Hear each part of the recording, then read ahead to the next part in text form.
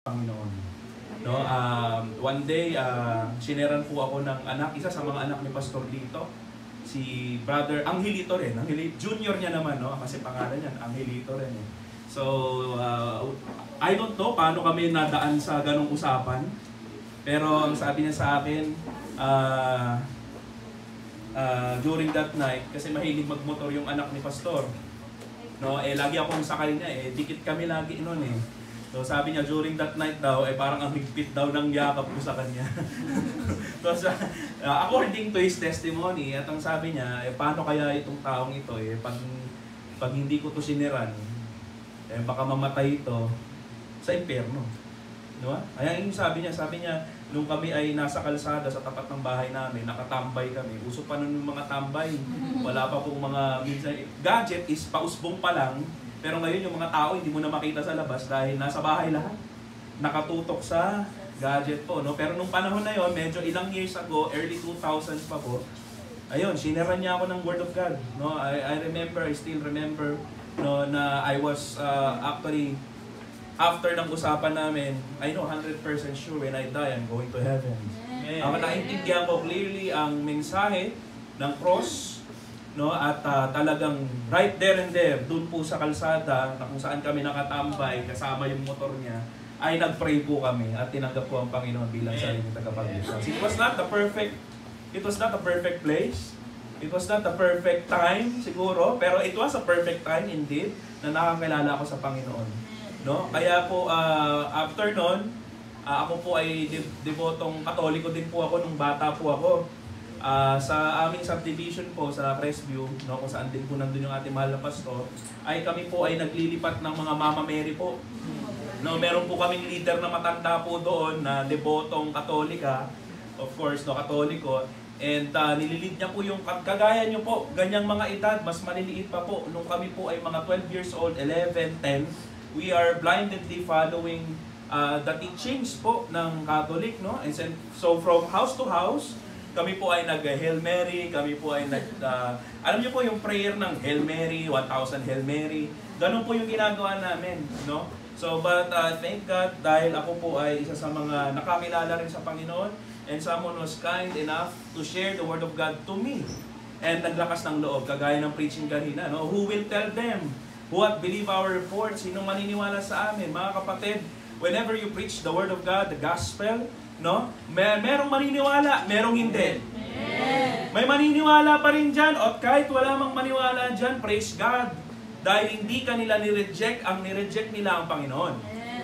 So, pero meron pa rin mga tao, iilan, iisa, dadalawa, tatatlo, na talagang tumanggap sa Panginoon.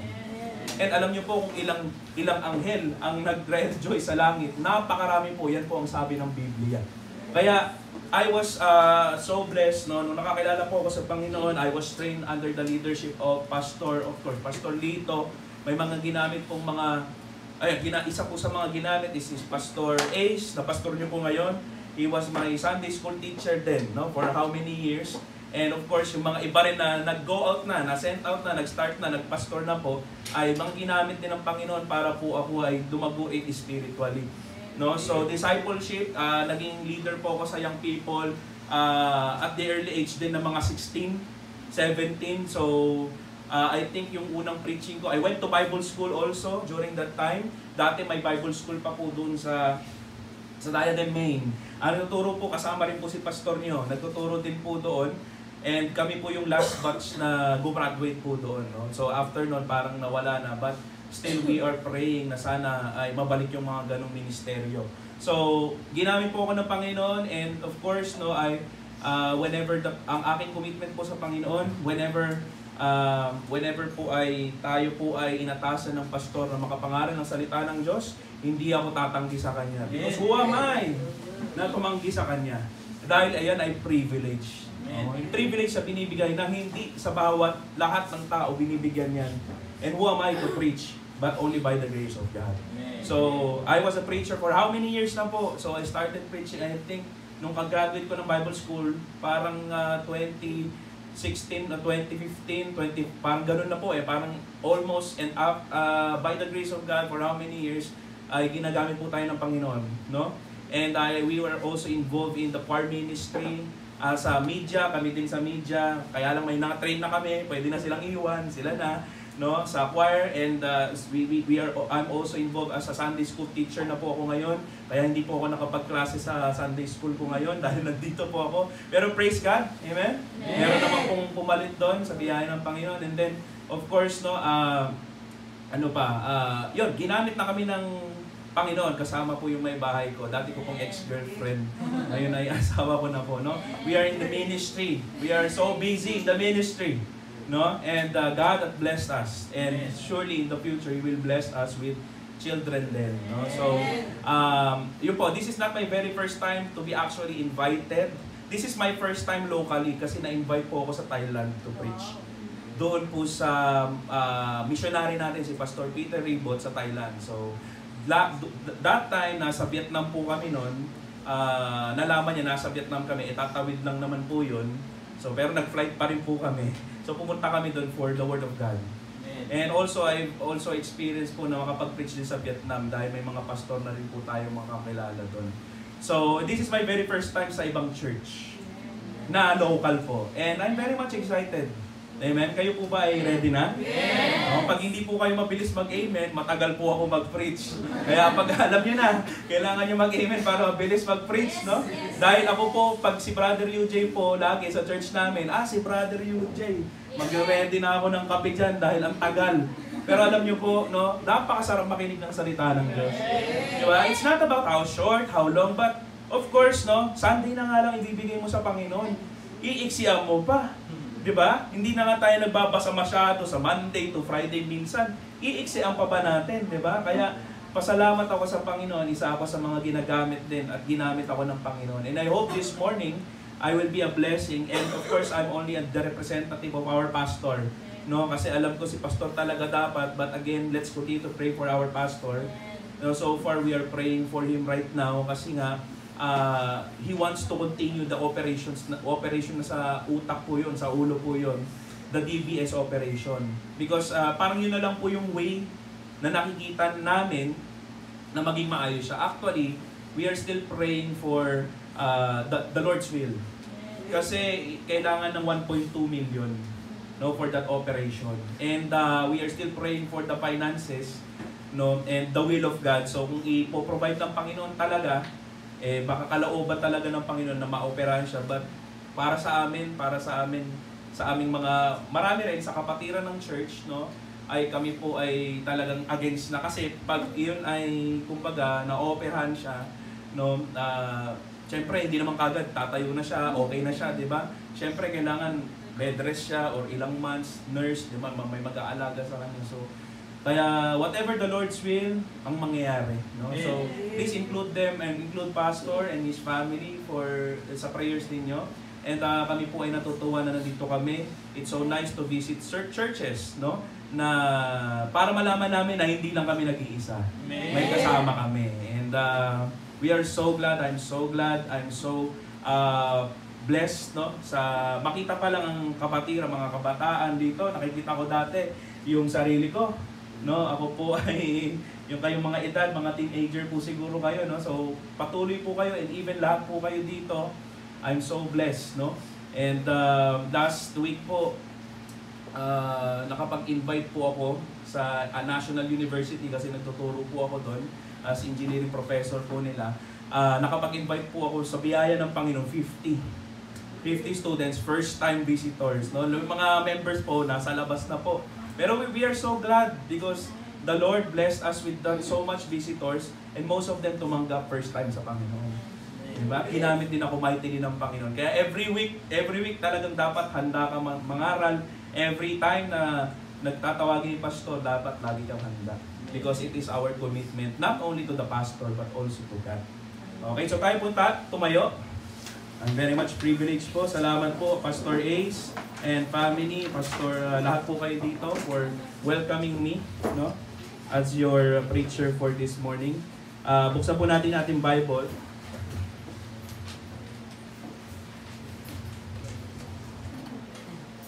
Sa Exodus chapter 4 po. Sorry po, hindi ako marunong gumamit nito. May Bible naman po kayo, no? Exodus chapter 4, or gamitin mo na ng Brad para makita po ninyo. Ito tayo sa Exodus chapter 4 verses 1 to 5. Okay po. Nandiyan na po kayo. Say amen po kung nandiyan na po kayo. Amen. So basahin po natin responsively. Ako po sa verse 1, kayo po sa verse 2. Sabay-sabay po tayo sa verse 5. Amen po? Amen. So Exodus chapter 4 verse 1. And Moses answered and said, But behold, they will not believe me, nor hearken unto my voice, for they will say, The Lord hath not appeared unto thee. And the Lord said unto him, What is that in thine hand? And he said, A rod. And he said, Cast it on the ground. And he cast it on the ground, and it became a serpent, and Moses fled from before it. And the Lord said unto Moses, Put forth thine hand, and take it by the tail. And he put forth his hand, and caught it, and it became a rod in his hand. Sabay-sabay po. That they may believe that the Lord God of their fathers, the God of Abraham, the God of Isaac, and the God of Jacob, hath appeared unto thee. Ang title po ng ating pag-aaralan is, What is it? Okay, what is in thine hand? From verse 2.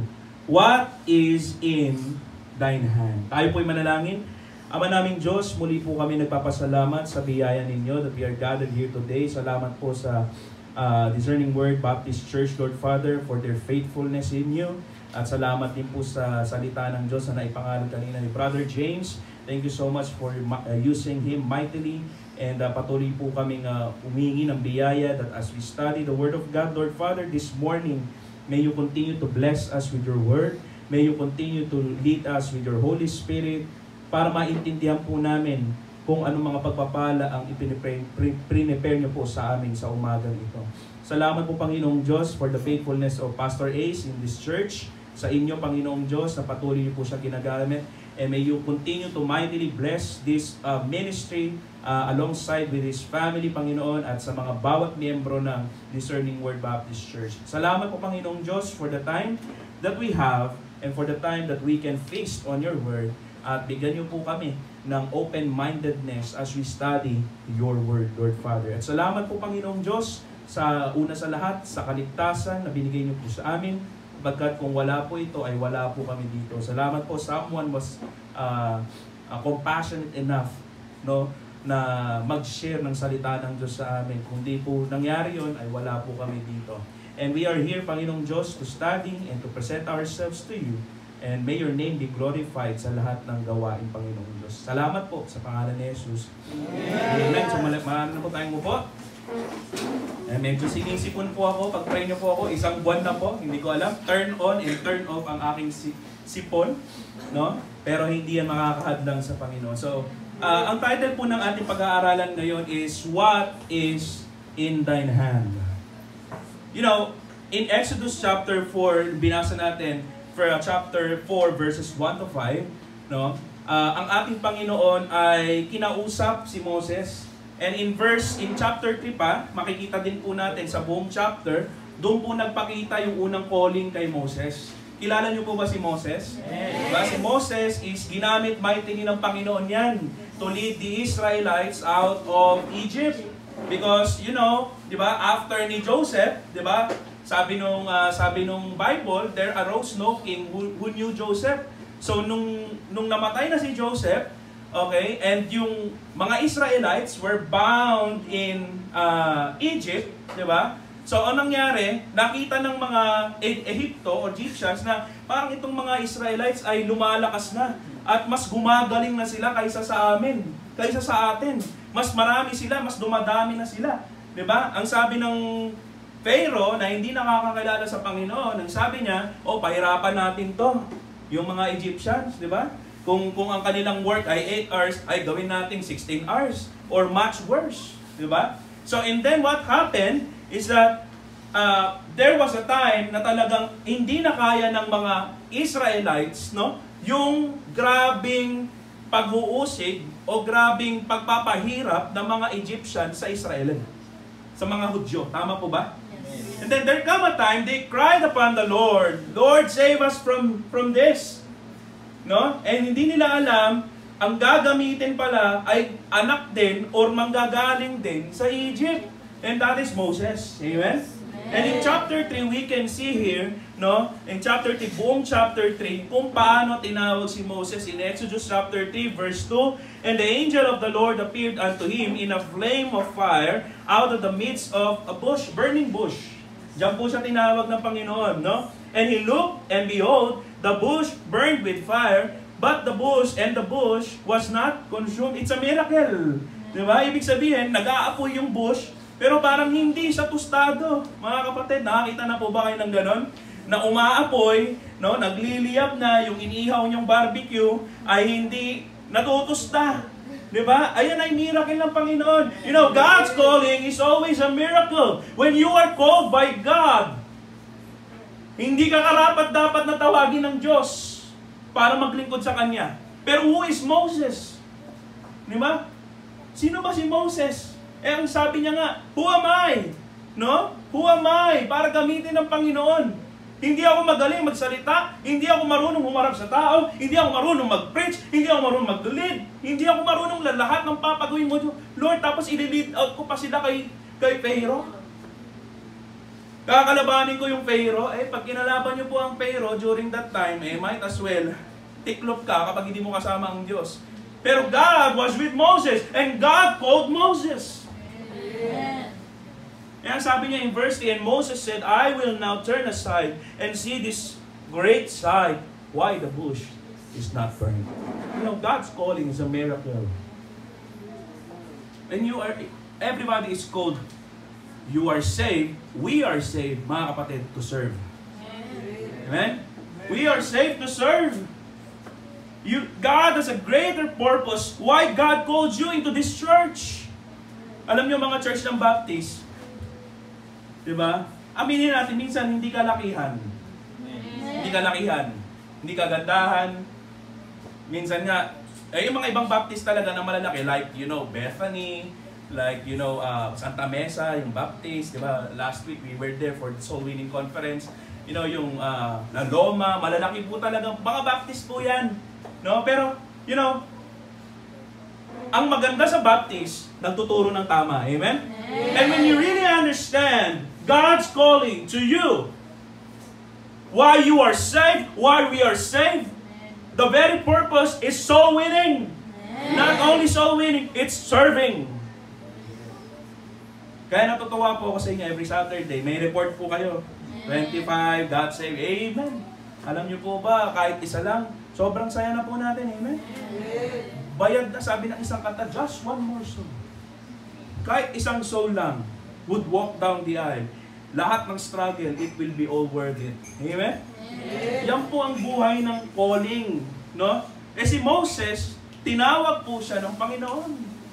Tinawag po siya sa miraculous way. Alam niyo po yung kaligtasan natin, it's a miracle. You didn't earn it. Di ba? You did not work for it. Di ba? Hindi natin pinaghirapan, hindi mo binili. Dahil may naghirap doon sa cross. Ayun kanina yung Isaiah 53, that is a very great message. That is the prophecy ni Isaiah sa ating pagdating ng Panginoon. At sa lahat na nangyari sa Kanya. No? Kaya mga kapatid, in chapter 3, balik po tayo dito kay Moses. No? Moses was called by God. No? And Moses was not only called by God, but he gave excuses, mga kapatid. In chapter 3 verse 11, no? Tayo ng konti, no? Forward. And sabi po ng Exodus chapter 3 verse 11, and Moses said unto God, who am I that I should go unto Pharaoh and bring forth the children of Israel? Para lang maintindihan po natin yung chapter 4 yung binasa po natin, no? Who am I that I should go unto Pharaoh and that I should bring forth the children of Israel out of Egypt? And in verse 12, he said, sabi ng Panginoon, certainly, I will be with thee. Wow! Amen? I will be with thee. Kahit ayaw mo, kahit ang tingin mo sa sarili mo, maliit ka, di ba? Kahit ang tingin mo sa sarili mo, incapable ka, when God calls you, when God will be with you, He will enable you. Di pa ako galit. Kaya po ako mag-preach sa church. He will enable you. I will be with thee, and this shall be a token unto thee that I have sent thee. Ang sabi pa dito, and that I have sent thee when thou hast brought forth the people out of the land of Egypt. So mga kapatid, ang ganda po ng sinabi, pero may excuse si Moses. And in verse 13, makikita ulit natin. And Moses said unto God, Behold, when I come to the children of Israel, and shall say unto them, The God of your fathers hath sent me unto you. And they shall say to me, What is his name? What shall I say unto them? Kumbaga parang ang daming ang dami talagang, hindi siya na-relieve na, Lord, totoo talaga, magiging sasamahan mo ako? Sinabi na ng Panginoon, amen? Minsan ganun tayo eh. Sinabi na ng Biblia, pinagdududahan pa po natin. Amen? God is with you. Hebrews, di ba sabi, Hebrews 10:20, ano ba sabi doon? Hebrews 10, opo, wait na, 13:5. Let your conversation be without covetousness, di ba? And be ye content with such things as ye have. For he hath said, I will never leave thee nor forsake thee. Amen? Yan, nakasama mo ang Panginoon palagi. Kaya sinabi niya rin yan kay Moses. Pero ano sabi ni Moses? Lord, pag pumunta ako doon sa mga Israelites, no? Anong sasabihin ko? Yung pangalan mo. O, di ba? Di ba? Parang yung excuse niya, anong pangalan mo? Kaya dito rin sinabi yung verse 14. And God said unto Moses, I am that I am. I am is a title of God. I am that I am, and he said, Thus shalt thou say unto the children of Israel, I am hath sent me unto you. Clear instructions. Sinabi na ng Panginoon, I will be with thee. Nagkaroon siya ng reason, Lord, pag pumunta ako, sino ang sasabihin ko na nagpadala sa akin dito? Mahirap po yun. Asan ba siya? Asan? Asan? Asan yung nagsasabi na pinadala ka? Asan? Asan? You know, sometimes it's very hard. Pag ikaw yung nagsasoul win, tama mo ba? Sinong pastor mo? Sino nagpadala sa iyo? Hindi po, Kristiyano po ako. Obligado po ako na i-share ang Word of God kahit saan man ako. Minsan tinatanong, nasa ng Diyos mo? Mga kapatid, if you don't know your Bible, matatalo ka. Sabi ng Bible, study to show thyself approved unto God, a workman that needeth not to be ashamed, rightly dividing the word of truth. Amen? Amen. Yeah. Sabi niya rin dito in verse 15, And God said moreover unto Moses, Thus shalt thou say unto the children of Israel, The Lord God of your fathers, the God of Abraham, the God of Isaac, and the God of Jacob, hath sent me unto you. This is my name forever, and this is my memorial unto all generations. Go and gather the elders of Israel together, and say unto them, The Lord God of your fathers, the God of Abraham, and of Isaac, and of Jacob, appeared unto me, saying, I have surely visited you, and seen that which is done to you in Egypt. And I have said, I will bring you out of the affliction of Egypt unto the hand of the Canaanites, and the Hittites, and the Amorites, and the Perizzites, and the Hivites, and the Jebusites, unto a land flowing with milk and honey. So you know, God's care is always in Israel during this time. Amen? Na talagang they cried out unto the Lord, no? At si Moses, sinasabi niya na talagang ikaw yung maglilid. Ikaw talaga yung maglilid. Ikaw yung pinili ko. Ikaw yung leader na itatayo ko na mag-carry out, no, sa mga Israel sa Egypt, out of Egypt na mga Israelites. Ikaw. Kaya sabi niya dito in verse marami pa po siyang sinabi dito, kaya jump up tayo dito sa chapter 4, no? And in verse, makikita po natin, verse 10. Nakita na natin ulit, Exodus chapter 4, verse 10, just to establish the message. And Moses said unto the Lord, O my Lord, I am not eloquent. Sino po dito sobrang galing magsalita? Yung parang sa sobrang galing niyang manalita, yung kasinungalingan ay nagiging totoo. Ang mga DPWH contractors, I invoke my rights, sir. Di ba? Pag-usapang katotohanan, tahimik! Bakit? Mali yung ginagawa nila. Amen? Pero bakit ikaw? Totoo ng gospel, totoo ang church, totoo si Jesus Christ, ang daan, ang buhay at ang katotohanan. Bakit ka matatakot na i-share ang word of God sa kanila? Amen. Totoo po yan. Kaya hindi ako natatakot eh. Amen. Hindi po ako natatakot. Nasa school ako, okay, sige, you are under my authority, you are under this class. Whether we like it or not, we will have a Bible study 5 minutes before we study really what we should study. Calculus. No? Mag-Word of God muna tayo. Okay? So, I don't care kung anong sabihin nila sa akin. I don't care kung patalsikin nila ako sa inyo dahil hindi naman sila nagbibigay ng trabaho sa akin. Ang Diyos ang naglagay sa akin ito. And if I open not my mouth to speak the words, woe unto me. I'm letting them, fall into the hellfire. Amen? Kaya nga sabi dito, Lord, I am not eloquent, sabi ni Moses. I am not eloquent, neither heretofore, nor since thou hast spoken unto thy servant. But I am of slow of speech. Lord, ang bagal ko nga mag-articulate ng words, hindi ko nga ma-express. May kaibigan kayo na gusto niyang ikwento yung isang bagay. Pero alam mo na yung kwento kahit hindi niya pa nakikwento. Kasi hindi niya makwento eh. Hindi niya ang gulo ng kwento pero gets mo na. At meron po kayong ganun ngayon. Hindi ko ganun si Moses. Lord, hindi nga ako marunong. Yung kwento nga ng hindi ko makwento. Yung kwento ng ganito ganyan. Hindi ko yung simpleng pakikik-converse nga lang sa mga tao, hindi ko kaya. Ayan po ay skill. Yan po ay skill. No? Ikaw makipag-usap, makipag-deal sa tao. At pinakamahirap makipag-deal sa lahat. Lalo na pag problema na sa tao, yung makikipag-usap ka, medyo mahirap po yan. It requires what? Lalo pag magka-counseling po, may problema, tapos parang hindi ka naman qualified na mag-counsel doon, pero dahil ikaw yung pastor, ikaw yung nilagay, tama? Parang mahirap po yun. Tama po ba? Eh sabi niya, I am not good with speaking. No? And verse 11, sabi ng Panginoon, itong napakagandang response ng Panginoon sa kanya. Sabi niya, and the Lord said unto him, who hath made man's mouth? Amen. Sino ba gumawa ng bibig? Sino ba gumawa sa'yo? Sino ba gumawa kung bakit able ka na makapagsalita, makahinga, makakita, makapag-intindi ngayon? Di ba ako yung gumawa niyan? Amen? What made man's mouth? Or who maketh the dumb? Kaya po kanina yung pipe. Di ba? Dumb. And sabi dito, or deaf, or the seeing, or the blind. Di ba? Hindi ba't ako? Ang sabi ng Panginoon. Amen? So kung ngayon, babalik po tayo sa Exodus chapter 4, verses 1 to 5. Balik po tayo doon. No?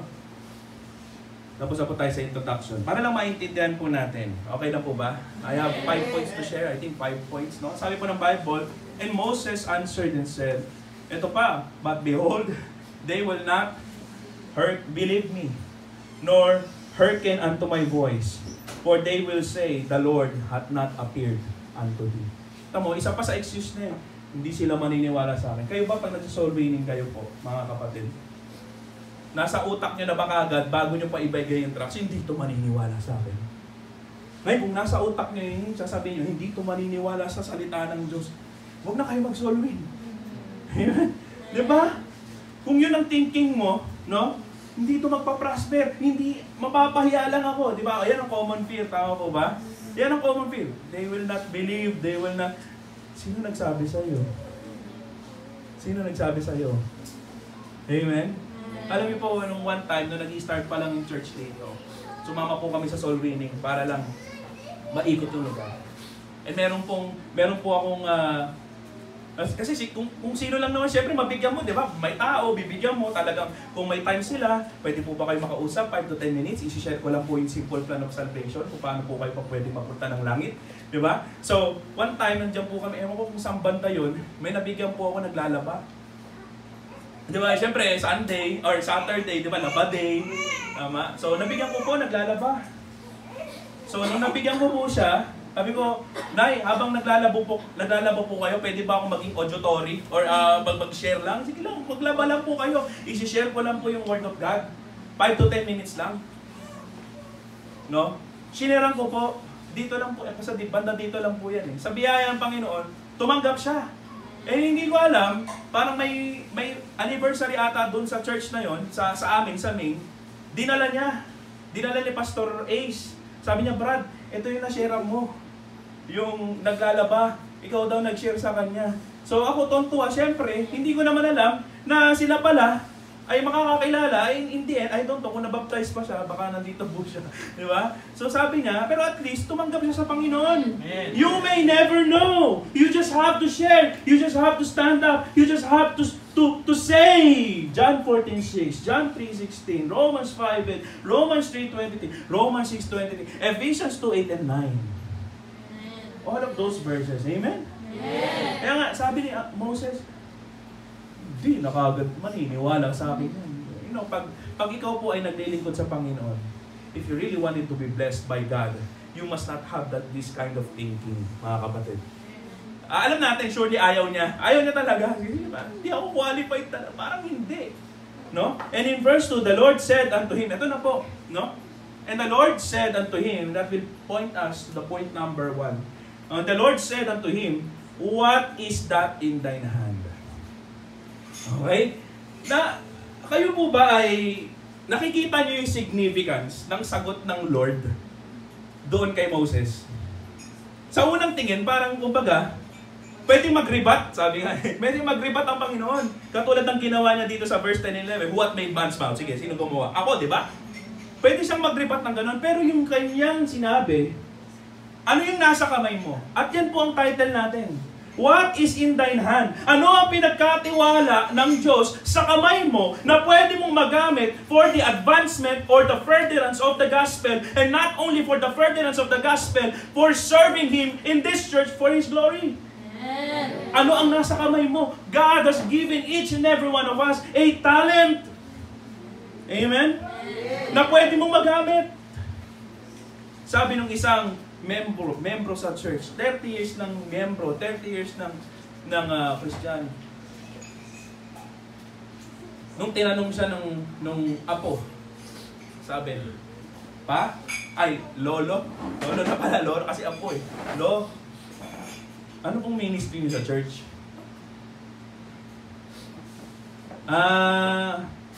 Nakaupo. Ano lo? Nakaupo. Ilang years na po kayo din sa church? 30 years. Mga kapatid, ang pagpupo ay hindi ministry. Amen?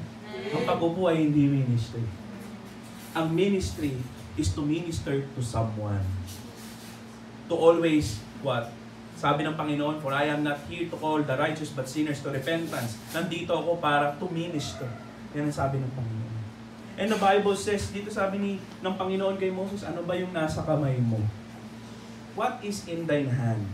Point number 1, the inquiry of God. The inquiry of God. Nagtanong ang Diyos.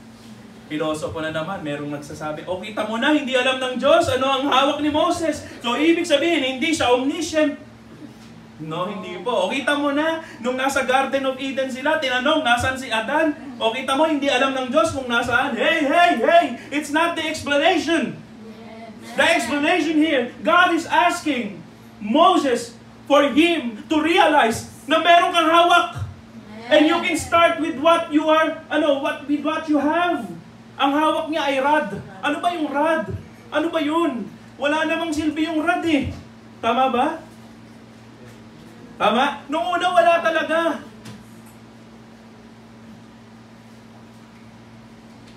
Pwedeng yung rod mo, pwedeng stick lang. Pwedeng pang tungkod mo lang, pwedeng pang taboy mo lang ng kung ano-ano, di ba? Uso po yan sa atin dito sa Antipolo po, sa subdivision namin. Hindi ka makakalakad ng payapa eh. Hindi po kayo makakalakad ng payapa. Gusto mo mag-morning jog, pero yung mga pasaway mong kapitbahay, pinakawalan yung mga nag-aasong ano ba yan, di ba? Ang dami. Bibili ka lang ng pandesal. Ay di, mag-ano na lang tayo, mag-sasakyan na lang, or mag-motor na lang. Baka habulin tayo. Minsan pa nga, no? Minsan pa nga, nakasasakyan na ako. Nagulat ako. Si Brother James, hinahabol pa rin ako. Ang tapang. Talagang, alam mo yung sasakyan, yung gilid. Parang kulang na, sige, ganun ko sa'yo para madaanan ka, di ba? Ang tapang eh. No? Pero tinanong ng Diyos si Moses, hindi dahil hindi niya alam kung anong hawak niya. Mga kapatid, hindi dahil hindi niya alam kung anong hawak ni Moses. God knows it all, In fact, before Moses was born, alam niya na kung sino siya. Thank you po. Alam niya na kung sino siya. Diba kaya sabi niya, what is in thine hand? That is a divine question. God knew what Moses held, but He wanted Moses to recognize it. Amen. Now, what is, question, young people, what is it that is in your hand right now na pwedeng magamit ng Diyos? I'll tell you what, ako po, nung young people po ako, natuto na po ako mag-gitara, unbeliever pa lang po ako. Pero hindi ko alam magagamit ko po sa ministry. Salamat po at may ginagamit po. Marami po kayong musician. Patuloy kayo sa Panginoon. That little talent that you have, ay tinatanong ng Panginoon yan sa iyo araw-araw. Ano ba yung meron sa iyo? Pwede mong gamitin yan para sa glory ko. Pwede mong gamitin yan para sa ministry. Amen. Amen? Hindi ko alam. Ako mahilig din po ako kumanta. Pero nang hindi makalangit, nung ako po ay unbeliever, kaya ako nga napasagot eh. Hindi, joke. 13 years old ako, mahilig ako 12. Mahilig ka talaga ako sa music. Pero rock-rockan, alam niyo po yun, music, basta mahilig na rin ako kumanta. Hindi ko alam nung nakita ko po yung choir ng Diadem. First time, I was a visitor. Kumanta po sila doon. Sabi ko, Lord, I want to join the choir. I want to be used by you. Diba? That little talent, hindi po ako magaling kumanta, hindi. Pero alam niyo po ngayon, pag kumakanta na ako ng minsan pag kumanta na ako ng mga love songs, parang ang pangit ng boses ko. You know what? Pero pag kumakanta ako para sa Panginoon, wow! Parang ang ganda, salamat sa Panginoon, di ba? Siguro, curse na rin ng Panginoon, huwag ka nakakanta niyan, luma na yan, ano na yan, hindi na yan para sa'yo, hindi na yan ang awitin mo, hindi na yan ang dapat mong gawin sa church, ang dapat mong kantahin ay kantahin makalangit. Sila Sister May, yan, ayun po eh. Mga choir member din po yan, siyempre. Nawala lang sila. Ako na nga lang yung natira, mga kapatid. Eh. Sa tenor ha, sa tenor, siyempre matatanda pa yun nung pumasok po ako, bata po ako eh. 15 years old, 16, pumasok po ako ng choir eh. No? Tapos siyempre yung mga matatanda doon, talagang alam mo, may encourage ka. Sa edad nila, 70, 60, kumakanta po sila, mga kapatid. Ilang years na yun, syempre medyo na ano na sila, medyo na nag-graduate na po. Pero nagsisimba pa rin, nandun pa, faithful pa rin sa church. And every time I will look at them, di ba? Nakakaya naman kung pati ako mawawala, di ba? Kaya I'm so thankful na nagpapatuloy yun. That is my first ministry. I love singing for the Lord. Maliit lang talento. Maliit. Yan kasi tinatanong niya si Moses, ano ba yung hawak mo? Let's start with what you have. You know, don't say to God, when God is asking you, ano bang meron ka? Huwag mong sasabihin wala ka. Kasi alam ng Diyos meron ka. Amen? Hindi naman ako mayaman. Di ba? Hindi talaga ako marunong kumanta eh. Hindi talaga ako marunong mag-instrument. Hindi talaga ako marunong mag-preach. Hindi talaga ako marunong magturo ng mga bata. Hindi talaga. Kung mga kapatid, kung puro hindi na lang talaga lahat. Di ba? Huwag mong hanapin yung wala ka. Hanapin mo kung anong meron ka. Start with what you have. Yun yung rod ni Moses. Wala, insignificant naman yun. Pero nung pinagamit niya sa Panginoon, alam natin, it divided the Red Sea. Pinalo niya yung rock, the waters gush out. Nung inangat niya yun, kasama si Aaron, pati si Hur, nanalo sila. Diba? That's the sign. Yung rod na yun, na kumbaga, napakaliit lang, walang kakwenta-kwenta, no? Maliit ang purpose, no? Pero nung pinagamit ko sa Panginoon, it glorifies God. Ang ganda po, ang ganda ng message ito. Noong una, binabasa ko, sabi ko, ano bang pwedeng gawin? Ano ba pwedeng mensahe? Kasi kami doon sa church, meron kaming topic. Ang topic namin is all about heroes of faith. So for 1.5 months na ngayon, puro heroes of faith kami. Sila David, sila Samuel, sila Hannah, lahat po, binidinis ka. So ngayon sabi ko, ano bang pwede? Naisip ko, parang more of the brethren ay mga young people din at mga young adult din po. Diba? Na pwede pang magamit sa Panginoon. Sabi ko ito na lang, napakaganda ng mensahe na to. Kaya nga mga kapatid, there is a direct challenge. God begins with what is available, not with what is absent. God begins with that. Alam niyo po, tate, For testimony ko kasi ako lang matuturo ko po Okay lang po ba? Ako matuturo ko Hindi pa ako marunong magpiano. Opo, magaling ako sa gitara. Pwede ako sa gitara. Kaya kong kapain kasi by the grace of God, widower din po ako. So pag narinig ko, alam ko yung key. May mga families of chords lang naman yan usually kapag baptist ka, di ba? Pare-parehas lang din, babalik ka lang din sa chords. So sabi ko, Lord, gusto kong matutong magpiano man lang. Natuto po ako. Alam niyo kung saan? Sa Bible school. Ang sabi sa akin ni Pastor Robin, ito, ilagay mo lang dyan, yan ay C, ito ay D, ito ay ganyan, tapos ito, ganito lang lagi yung pwesto niyan. No? Ganito lang lagi yung pwesto niyan, tapos kung saan mo na, basta ma-place mo na yung left hand mo, susunod na yung right hand mo. Mga kapatid, natuto po ako. Wala akong formal training. Marunong lang po ako mag-chords. Hindi ako mabilis magbasa, pero marunong po akong kumapa sa Panginoon. That little talent! Pag walang song, pag wala yung pianist, sinong marunong? Available ako. Kasi maliit na yon. Kahit pa yung kanta minsan, ano ba yung kanta na yan? Hindi ko pa alam yung kanta. Hindi ko alam. Basta sabi mo sa akin yung key. Pag A flat yan, ang kasama niyan, D flat, pati E flat. Basta doon na ako maglalaro. You know, God starts with what you have.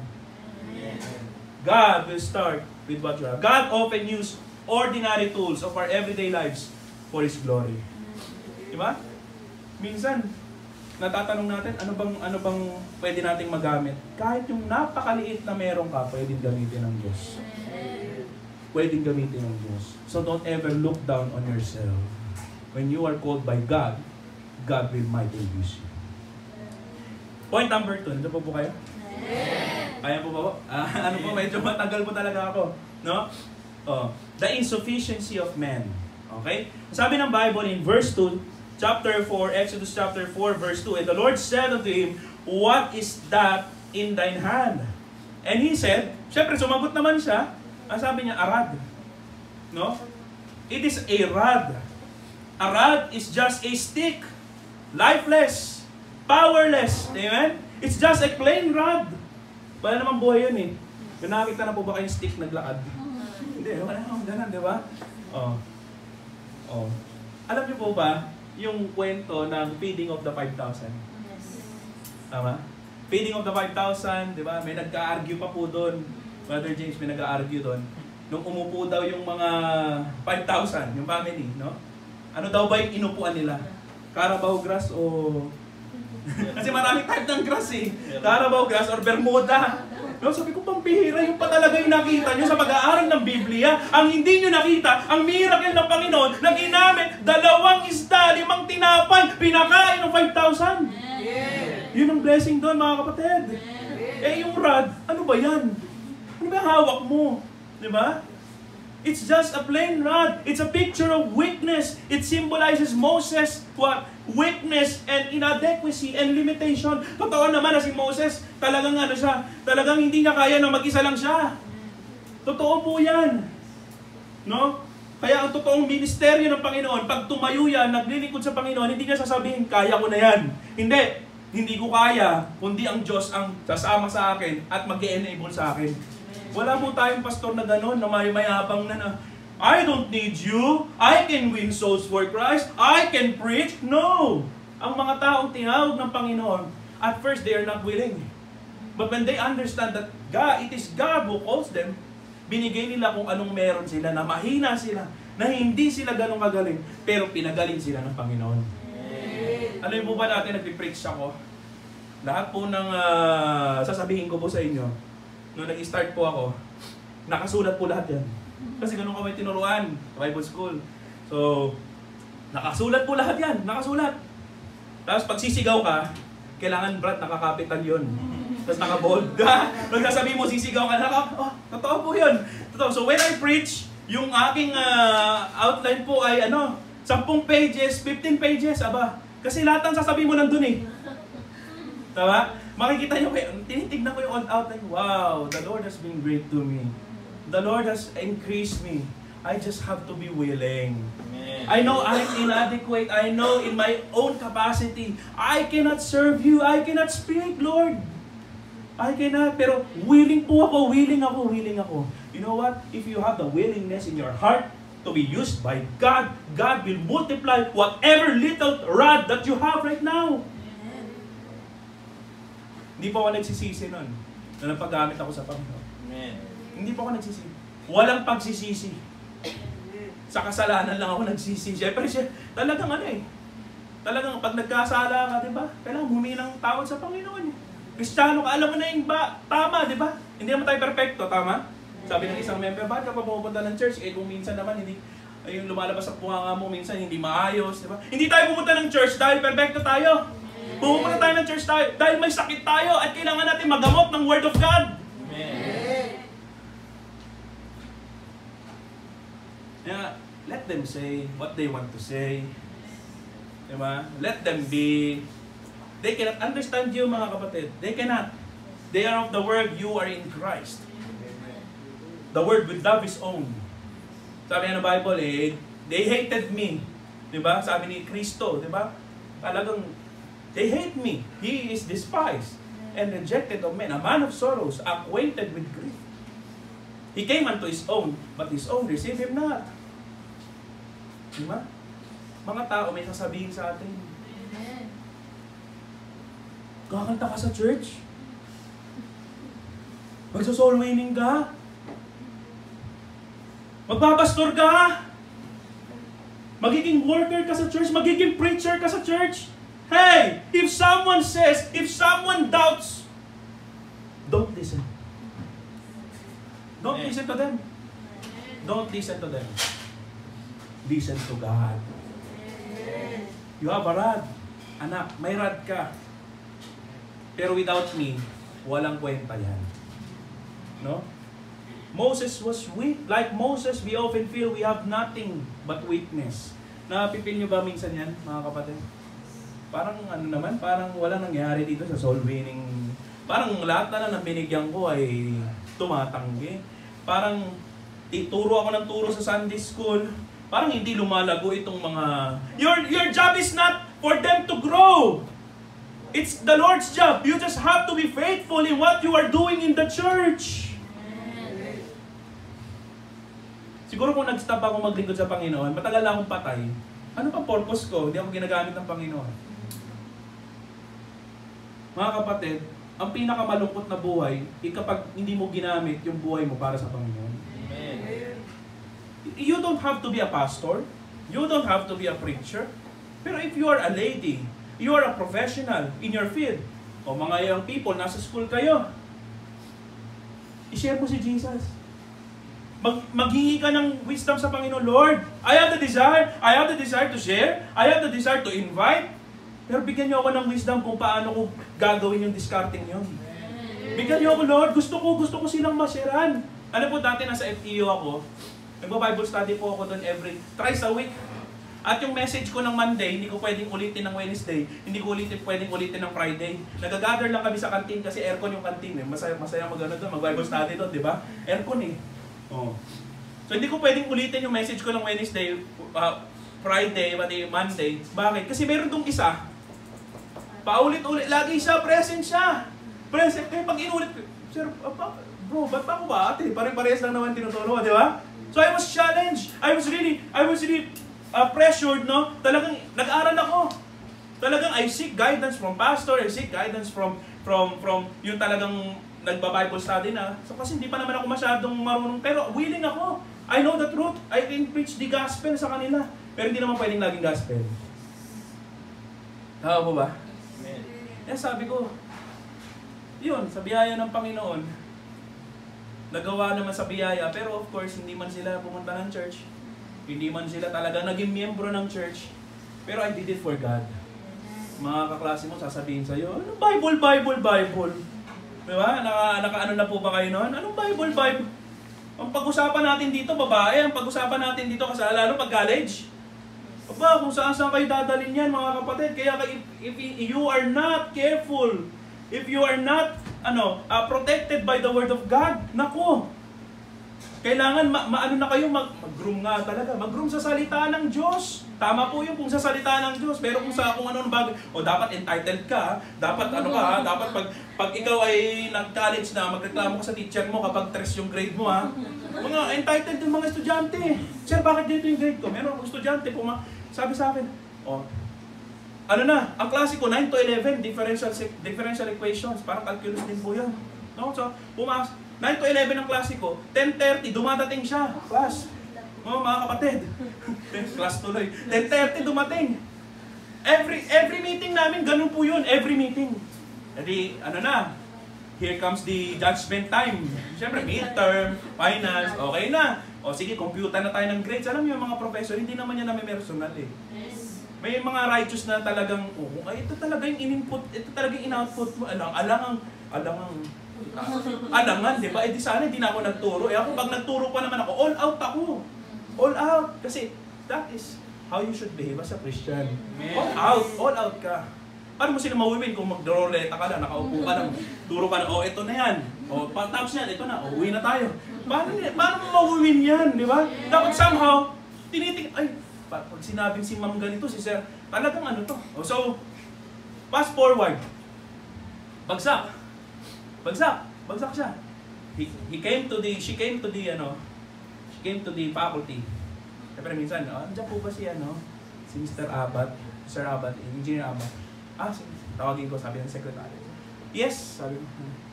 Sir, kasi baka pwede pang pwede pang magawa ng paraan yung grade ko. I'll show you the records. Ito yung records. Quiz 1, 1/50. Quiz 2, 3/100. Midterm exam, 6/100. Quiz 3, ganito ganyan. So, in short, wala siyang pinasa. Kasi ang passing talaga, 70. Yan ang standard doon sa FEU. Medyo mataas po yun. Kasi zero base pa yun. Tapos, sabi niya, so, baka pwede mang magawa ng parahan. Ito pa malupit, sabi niya, sir, gagawin ko lahat. Kasi pang-anim ko na tong take.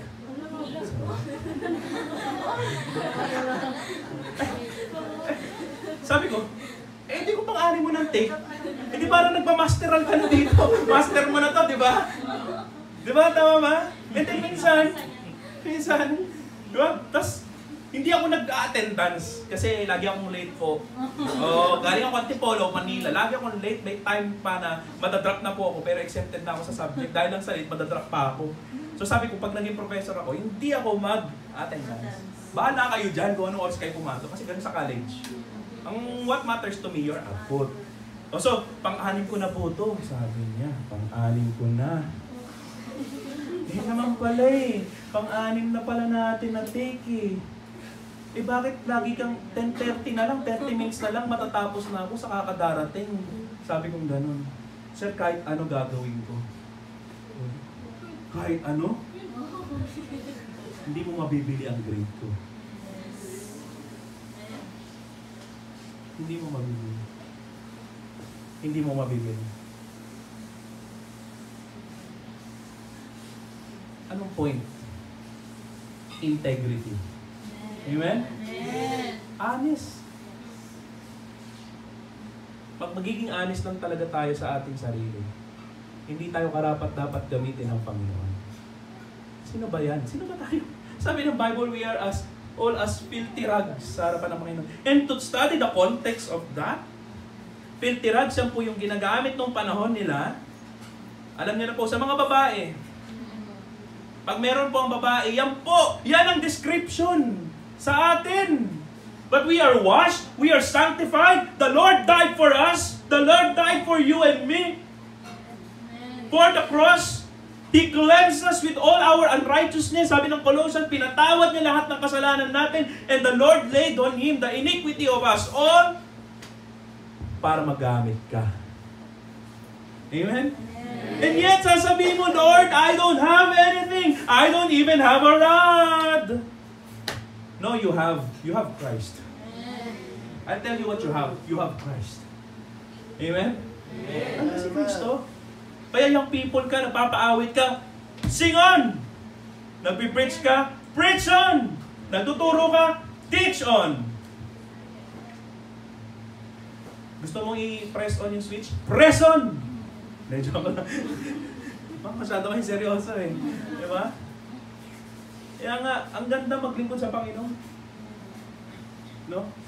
Talagang, kami po, pag pinapadala po kami sa ibang bansa ni wife, dahil kami rin po ay manager sa isang real estate company, formerly sa SMDC, ang una po namin tinitignan, church. Saan tayo pwede mag-worship? Meron pa tayong missionary dito, nakakilala.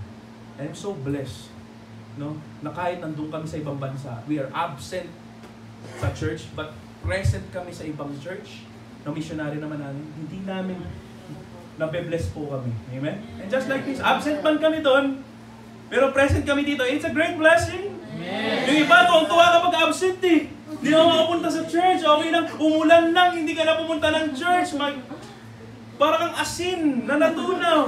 Paano kaya kung ang pagbabala ng Panginoon ay i-turn off niya sa'yo? The moment na hindi ka na pumunta ng church, the moment na hindi ka na magbasa ng Bible, the moment na hindi na tayo mag-pray, paano kaya? Pero salamat, hindi ganoon ang Panginoon. Amen. It is of the Lord's mercies that we are not consumed because His compassions fail not. They are new every morning. Great is thy faithfulness. Lamentations 3:21-23. Ang buti ng Diyos. Ako, ang manta ko lagi, di ba, may mantra, may motto. Ako lagi ko sinasabi, napakabuti ng Diyos para hindi ako mag-church. Yan lagi ko sinasabi. Napakabuti ng Diyos para hindi ako mag-preach.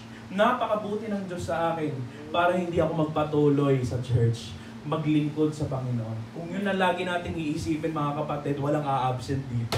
Amen. Walang a-absent. Walang a-absent. Yan si Moses, nakita niya yung weakness niya.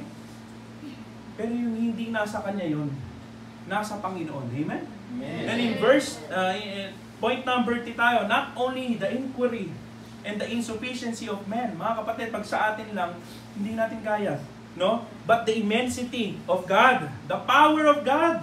And in verse 3, sabi po ng Bible, and he said, nalaman na ni Moses na meron siyang hawak.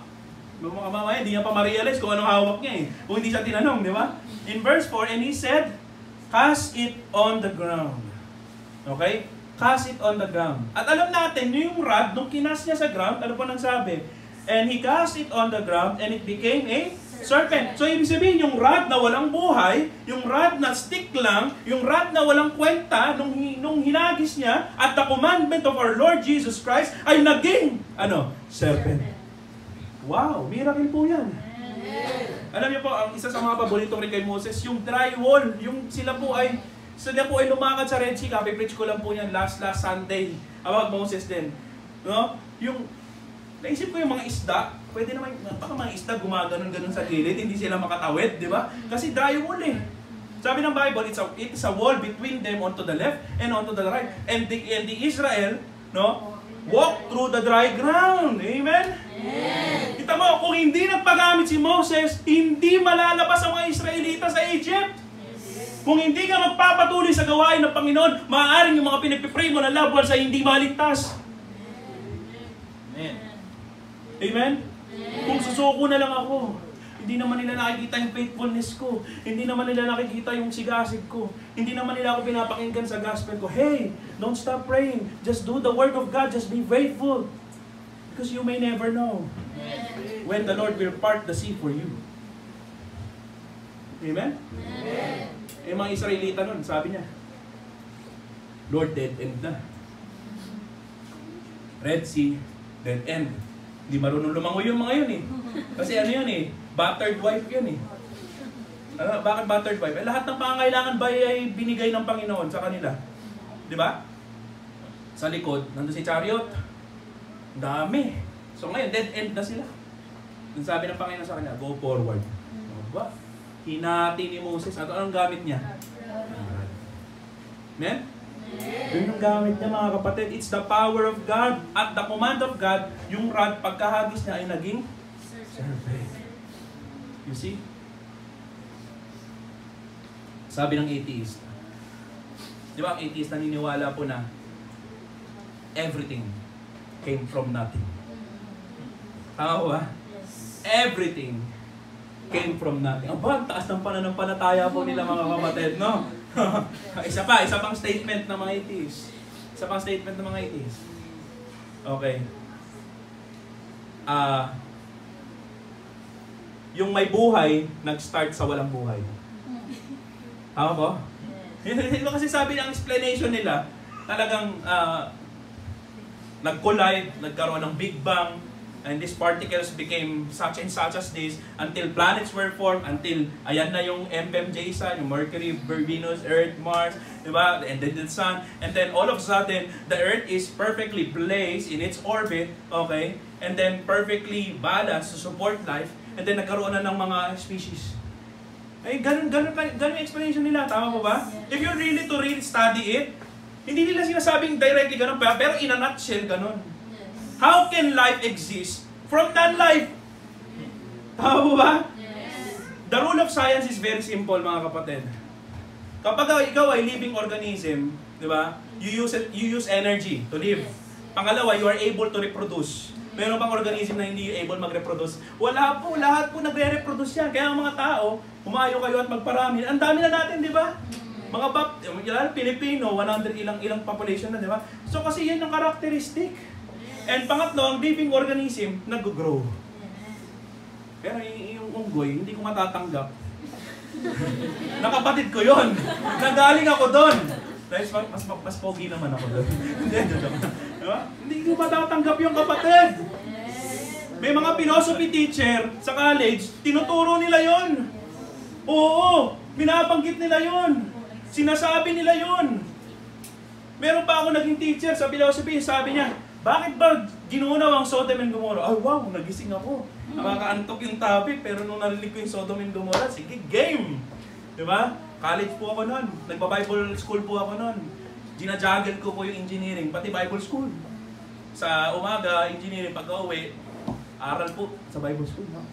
O sabi ng teacher ko, hindi naman ginunaw yung Sodom and Gomorrah dahil sa sodomy. Alam niyo po yung sodomy, di ba? Yung baklaan. Ma'am, ay, sir pala sir, kasi bakla. Bakla din siya. Siyempre. Bakla din. Saan po? Naghintay ako ng sagot. Wala talaga. Hindi, basta nagalit lang siya. Saan nga po siya nagalit? If you're going to read the Bible, di ba? Talagang kalaswaan po yun. Yes. Amen. Biruin mo si Lot. Sabi niya dun sa sa mga taong, di ba, binisit siya ng dalawang angel, pumasok, tapos sabi ng mga tao sa paligid niya, Huy, may bisita ka! Labas mo yan dito para matikman na. Sabi ni Lot, hindi, may anak ako. Wow, what a great father. May anak ako. Yun na lang. Only to these two men, wala kayong gagawin. Wow. Talagang yung baluktot ang pag-iisip. Pero alam niyo, sabi ng Bible, righteous sila. Uy, wag ka, righteous sila. Amen? Backslider. Tama ang mercy ng Panginoon, kahit di ka sumusunod. Pero hintay mo pa bang ganun yung mangyari sa buhay mo? Wow. Alam na yung istorya. Ayan. Pagkaalis nila, ayun na, sila lang hinihintay umalis. Pam. Fire and brimstone from heaven. You see, no? The rod became a serpent. How is that possible? How is that possible, mga kapatid? Ako siguro kahit itapon yung cellphone ko dito ng ilang beses, panoorin niyo ako sa ilang milyong beses, walang mangyayari. Cellphone pa rin to!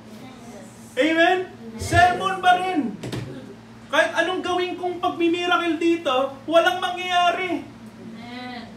Pero during this time, isang beses, at the commandment of God, Moses, tinapon niya yung rod to the ground at naging serpent. Mga kapatid, when was the last time you have seen God's glory like that? It seemed impossible. It seemed impossible. Pero nagkaroon ng buhay yung rod. Amen? Amen. Ano lang ginawa niya?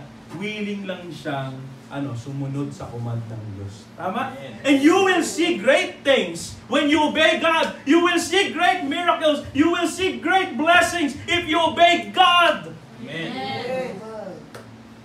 You will see it. Amen? You will really see it. The commandment of God was to cast it to the ground. Sumunod lang siya.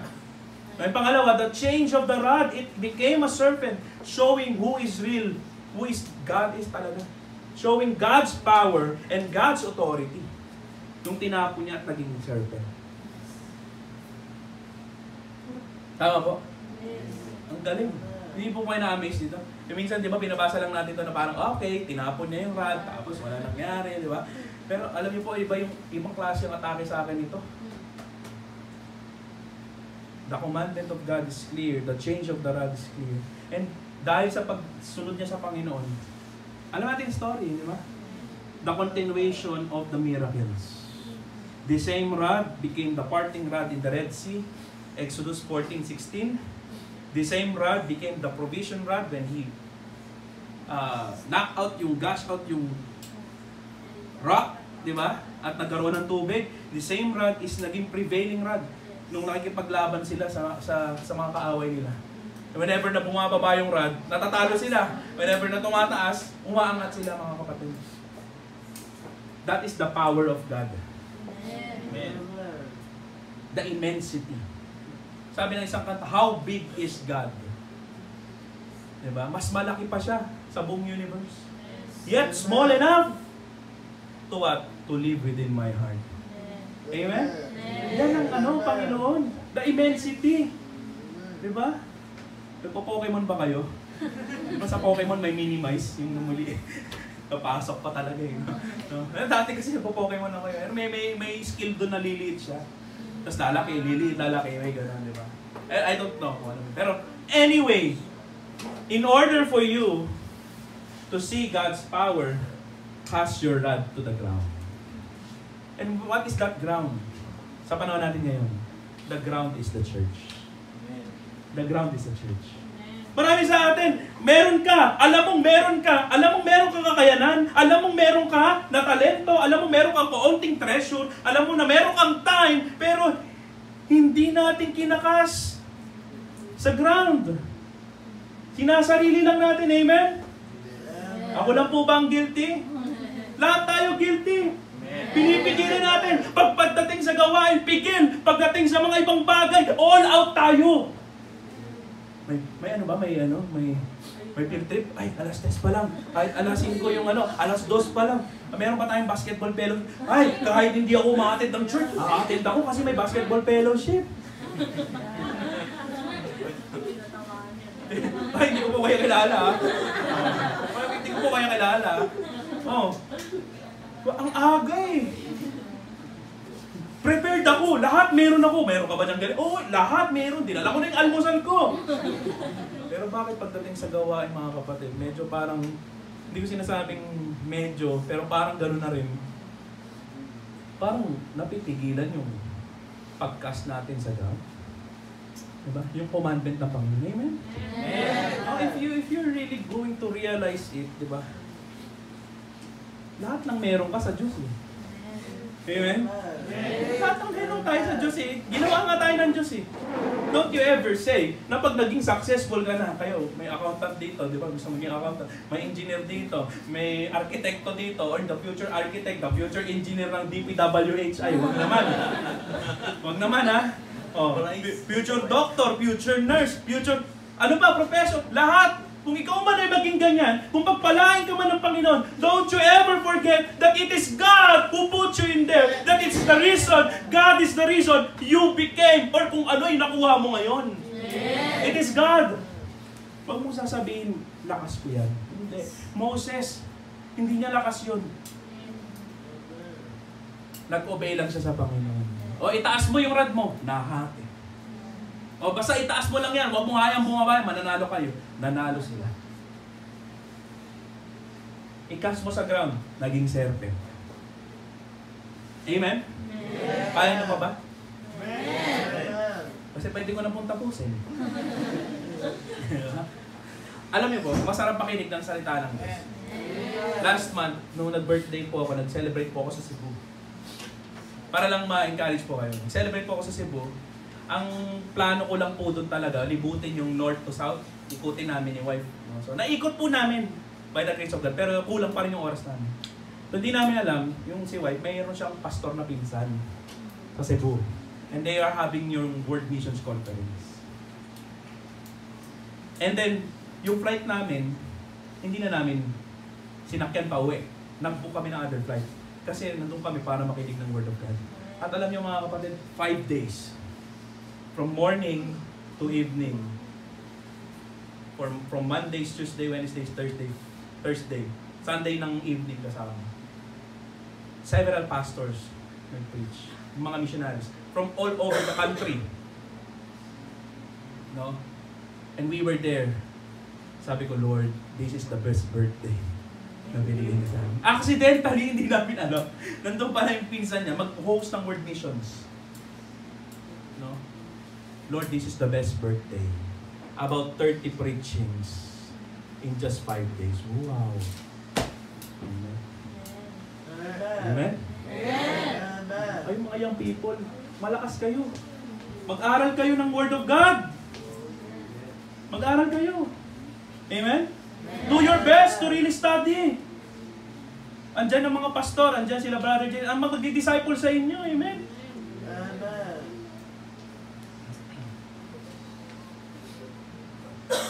Sabi ko po sa inyo, matagal po ako eh. Pero are you enjoying the Word of God? Amen. Ako po, mas masarap nakikinig. Para sa akin.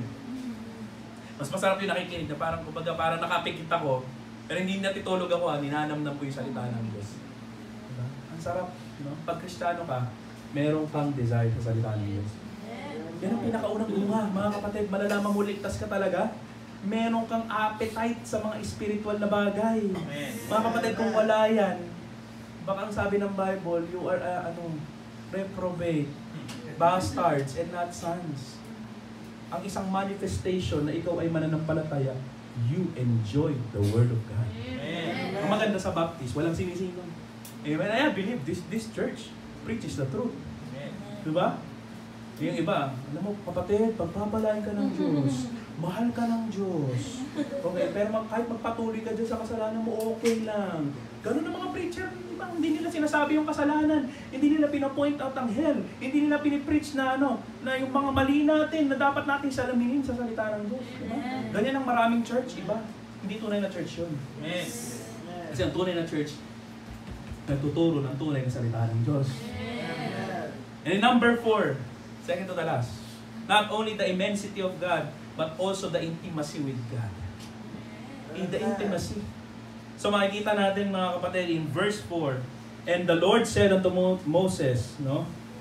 Nung kinas niya na sa ground, and the Lord said unto Moses, put forth thine hand and take it by the tail. Alam niyo po ba, ang paghuli ng snake, saan po ba hinahawakan pag hinuhuli mo yung yung serpent, yung sawa, kung kunwari, sobrang laking sawa na yan. Di ba nakikita natin lagi sa video, cobra, hindi nila hinahawakan yun sa tail. Laging ulo yung una nun, kasi pag nakuha mo na yung ulo nun, kahit ano nang gawin nun, hindi ka na matutuklaw niyan, mga kapatid. Tama? Pero, ang sabi ng Panginoon sa kanya, put forth thine hand, hindi niya sinabi na, tawagin mo si Aaron. Tawagin mo si brother ganito.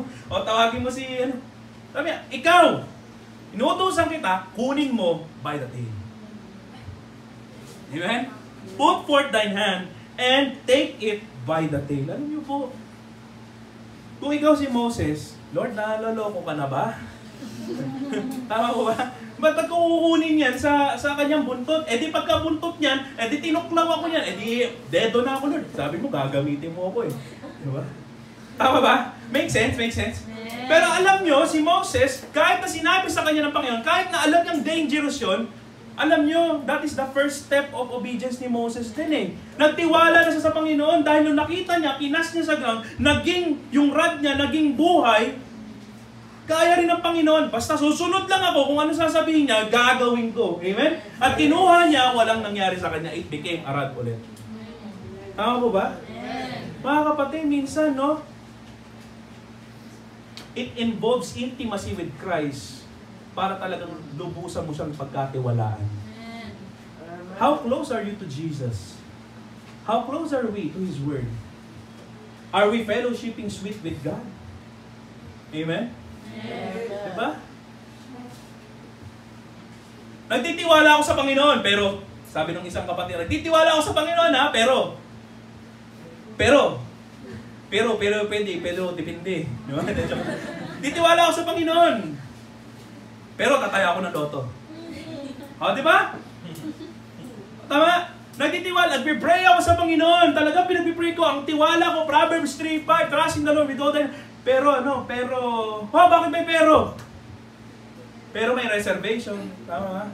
Pero naghahanap pa rin ako ng sarili kong way para matugunan yung kung ano mang pangangailangan ng hinihingi ko sa Panginoon. When you trust God completely. And Moses didn't even question God. Tama ba? Kinuha niya. Intimacy. There's the fear of the task. To seize a serpent by tail seem impossible. Sometimes yung task na pinapagawa sa atin ng pastor natin o ng Diyos sa'yo, natatakot ka. No? Pero yung fear ay kalaban ng pananampalataya yan. Laging kabaliktaran yan, kapatid. Hindi mo pwedeng sabihin, the just shall live by faith. But I live by faith and fear. Hindi mo pwedeng sabihin yung kapatid. Diba? Kasi ang faith, you can live by faith, but not by fear at the same time. You can live in fear, but not by faith at the same time. Because faith and fear is opposite. Tama ba mga kapatid? So when you are being called by God, when God is trying na maipagawa sa iyo, yung parang kumbaga imposible, parang natatakot ako, bago ito sa akin, hindi ko ito gayang gawin. Sumunod ka lang dahil yan ang sinasabi ng salita ng Diyos. Dahil yan ang sabi ng Bible sa iyo, yan ang sabi ng Diyos sa iyo. Amen? Mga kapatid, hindi ko alam yung buhay ninyo. Hindi ko alam ba't nagpipreach ako dito eh. Hindi ko alam buhay nyo. Ano ang pinapagawa ng Panginoon sa inyo na parang takot na takot kayong gawin? Pero alam ninyo, God is calling you to do. Amen. Meron yan. Imposibleng wala. Imposibleng wala, mga kapatid. Meron. Whether you are an adult, you are a young people, or young adult, professional, merong task na binibigay sa iyo ang Panginoon. Amen? May task. You have to do it. Don't fear it. Have faith. No? The faith of obedience. Moses obeyed in trust despite the risk. Diba? There are some risks pag sumunod ka sa Panginoon. Sometimes you may want to give up your job. Sometimes you may want to give up schooling to go to Bible school. Sometimes you may want to sacrifice your leisure time para lang mag-aral na lang ng salita ng Diyos. Tama ba? But, mga kapatid, isipin nyo, that is a very, very, very small amount of fraction of sacrifice compared to the one who sacrificed on the cross. That is not a sacrifice. Pastor, nagsasacrifice ako. Every Sunday, nasa church ako. Every Sunday, nakaupo lang ako sa church. You call it sacrifice? No, it's not sacrifice, mga kapatid. Hindi sacrifice yun, amen? Nakaupo ka na sa church, wala kang ginagawa. Pag after ng church, di ka man lang magganon-ganon ng mga upuan, di ba? No. God is telling you to do something. Obey Him. Amen? And also, the fulfillment of power. The rod returned, the now transformed into the rod of God. In verse 4, and He put forth His hand and caught it, and it became a rod in His hand. Mga kapatid, bumalik from walang buhay, naging buhay, at nung kinuha niya ulit, naging rod. And it is never the same rod again. Because that rod was the rod na ginamit ni Moses sa mga Israelita. Amen? And the last point. Amen. Amen na tayo. Last point na tayo. Amen po? Amen. Baka si Pastor Ace, di pa tapos doon eh. Nakita ko yung live eh. No? Hindi, tapos na siguro. Patapos na. No? The intention of God. The purpose of God. No? In verse 5, makikita po natin, the Bible says, that they may believe that the Lord God of their fathers, the God of Abraham, the God of Isaac, and the God of Jacob hath appeared unto them. Anong purpose kung bakit pinapakita ng Panginoon sa kanya yon? Ano ang purpose kung bakit ginagawa ng Panginoon sa kanya yon? Para malaman ng mga Israelita na kapag pinapunta si Moses doon sa Egypt, ay maniwala yung mga tao na narinig ng Diyos yung tinig nila, yung panalangin nila, na sila'y na-o-oppress ng mga Egyptians. At pinadala si Moses, hey, ako ang ginagamit ng Diyos, gagamitin ng Diyos para ako ang mag-lead sa inyo outside of the Egypt. Pinapakita niya. No? Ang daming sign ang pinakita, di ba? Alam natin si Pharaoh hardened his heart. Yung mga plagues, ginawa na talaga, pero ang hardened talaga ng puso niya eh. Pero yung last plague, yung pinatay lahat ng firstborn, di ba? Grabe yun eh. O yun talaga, parang siguro nahimasmas, nagising na talaga si Pharaoh, sige na nga, sige, go. Then afterwards, habulin ulit natin, parang nagkamali tayo ng desisyon eh, di ba? But you see, God used Moses for the purpose that this nation may believe na pinadala talaga siya ng Panginoon. Amen. No? Ikaw rin, kapatid, gagamitin ka rin ng Diyos. Gagamitin ka. Someone may believe because of your testimony. Amen? That you remain faithful, you remain serving this church. Be with Pastor Ace and his family. Serving the Lord in this place. Be faithful. Kung saan ka tinawag ng Diyos. Amen? Kasi you may never know. Maraming tao nakatingin sa'yo. Give them a good show. How Jesus Christ, ay napakabuti sa buhay mo. They will ask, can I go to your church? Can I go? Di ba? Maganda testimony yan eh. Sa trabaho, sa school. Alam mo sa school, hindi nila ako maaya sa kung ano. Kasi una pa lang, papakilala na ako, Bible, Baptist ako. May dala akong Bible everyday sa school. No?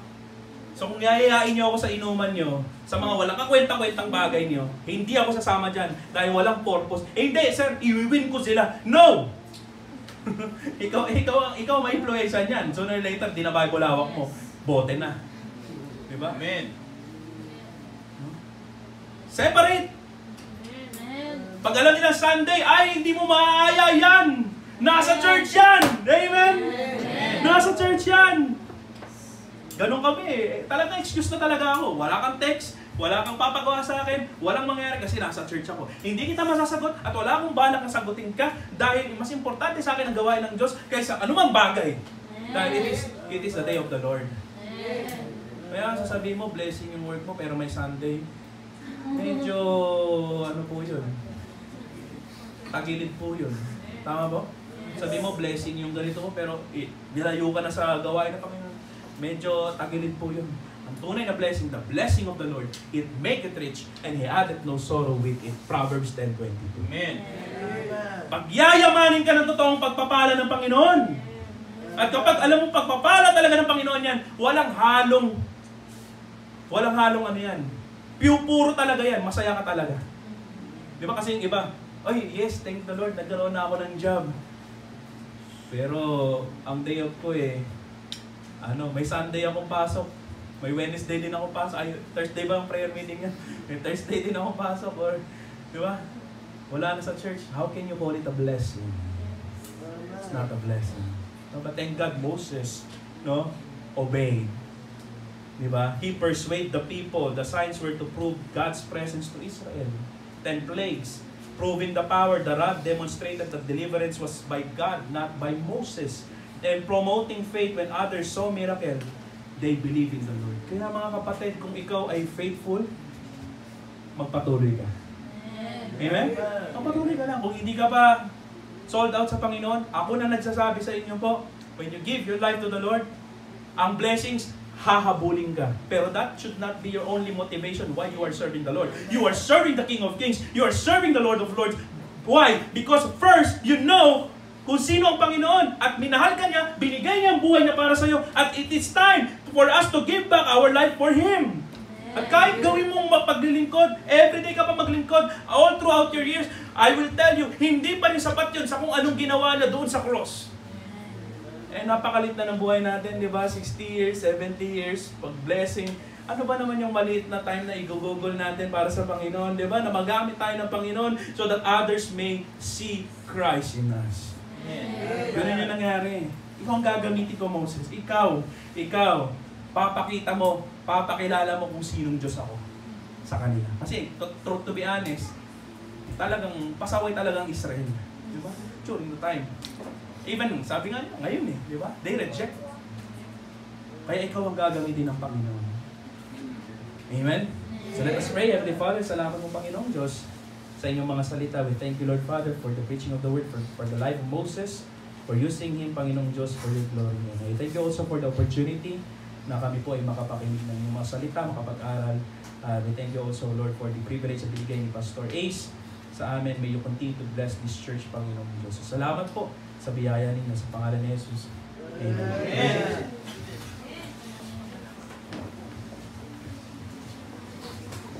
Christian, ito mo na.